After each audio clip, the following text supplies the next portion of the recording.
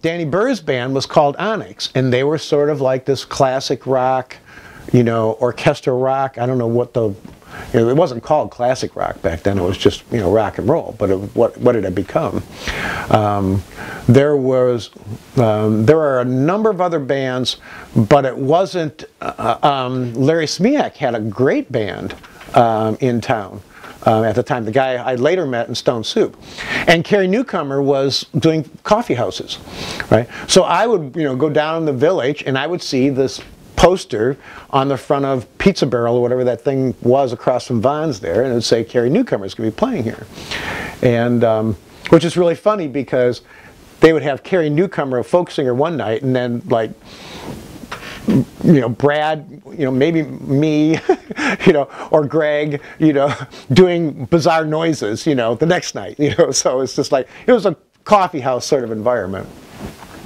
And so it was a hodgepodge of a lot of different things going on at the time. But there were little bits of venues, the Pizza King being one, Von's Parking Lot being another. John would, you know, once or twice a year open up the parking lot and let bands play there. But there weren't a lot of places to play. You know, one of the more legendary Dow Jones concerts was them playing in the Armory. I don't know if you've ever heard about that one. Yeah, you know, the famous Armory concert where they hired a limo to drive them into the concert. It was it was ripe. You know, the thing you'll always see about the Lafayette music scene is somebody breaks out and gets national recognition and becomes famous, and then the whole scene lifts up, and there's lots of bands, lots of music, and then that dies down, and then somebody else becomes famous. And that's, you know, the history as I see it of, you know, the music scene in Lafayette. As soon as somebody becomes notable, the scene will grow. Like hundreds of people. They played at Nick's, you know, down in the Levee, and I don't know if they ever played at the Stabilizer. The Stabilizer was where all of the more bluesy jazz, but it seems like they must have played at the Stabilizer too. Yeah, the Gizmos came not just once or twice, they recorded their album here. So they spent a lot of time recording that album here. And that was all Brad working with them. There was a very friendly sort of rivalry that you see between them, you know, when you think about Can't Stand the Midwest, and the Midwest is all right. But they're sort of friends and, you know, yet competitors. You know, I'm still stuck in that question about parties. In actuality, they would play in Indy, and they would play in Bloomington. So rather than just playing around, you know, town here, they would go out, and they became really popular in Bloomington and really popular in Indy. And I'm trying to think, you know, Crazy Al's, the Blues Place, what's it called, the Blueberry, Third Base was another club they played in a lot. There was it was Brad, and there's another character in this whole story that you should meet. Dave Fulton, who's a really, really great guy. I think Dave became the mayor of Whitestown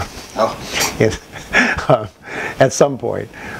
Dave had a band called The Last Four Digits. And Dave is he's really tall, so his head almost hits the ceiling in here.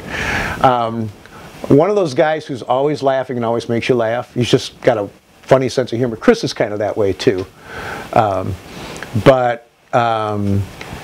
He did a lot of, his band did a lot of recording. Then him and Brad started doing a lot of stuff together and produced some stuff. I think the 3-0 band was, you know, one of their collaborations, but they did other stuff together. So Dave knows a lot of history of all this too. Matter of fact, Dave put out a compilation CD of all of the oddball stuff that took place here and sort of elsewhere. Stuff that, you know, we would make a 7-inch EP, but like most all of the albums that ever got made here just wound up underneath somebody's bed, you know, because the band would break up before the album ever came out, you know, or there never was a band in the first place, you know. It was just some people, you know, getting really creative down here. So yeah, you know, they would go up to Chicago, like I mentioned before. Playing CBGBs was like, you know, at the time, you know, CBGBs was CBGBs, you know, and if you were a punk band and you got to play at CBGBs, that was it. Wow. You know, I didn't get to go on that, you know, expedition. I didn't go with them on any of their touring dates, you know, sort of things. But they were very much into going out and playing places. What year? Bullwinkles was another one. Oh yeah. Different clubs that, most of which have all ceased to exist. Yeah. What year did they play CBs? That would have had to have been probably spring of '80, because it was right towards the very end. You know, like, you know, you think about punk bands and you think about lifespans, and like if somebody wanted to make a movie, the plot is almost exactly right for a movie, you know. It ends with the triumphant playing of CBGBs, you know. Yeah, I started playing guitar at 5 years old, you know, grew up in the church folk group, became a solo folk artist in high school, taught guitar for a while, then went to college and continued playing, but then started getting into classical. But then I was also, you know, blown away by people like Steve Howe from Yes, and not at all into punk music. It didn't exist to begin with, but what happened to me, how I got into sound, this is a way more story than you'll have time for, but I'll tell it to you anyways. I was the assistant director at a summer stock theater in Calumet, Michigan. And of course I had my guitar, and any free time I had, I would just play guitar all the time. And I was going to be an actor at the time, and the director's father died. And so I had to, he goes, so I got to go to the funeral, so you're going to have to take over directing the show.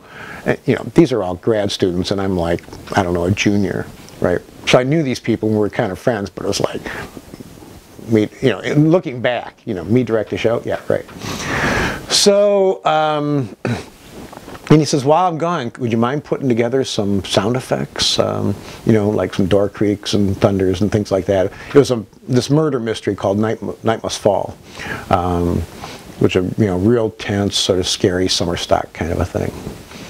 So I did that. I started, you know, gathering some sound effects. There were 3 sound effects records in existence in those days from Electro Voice.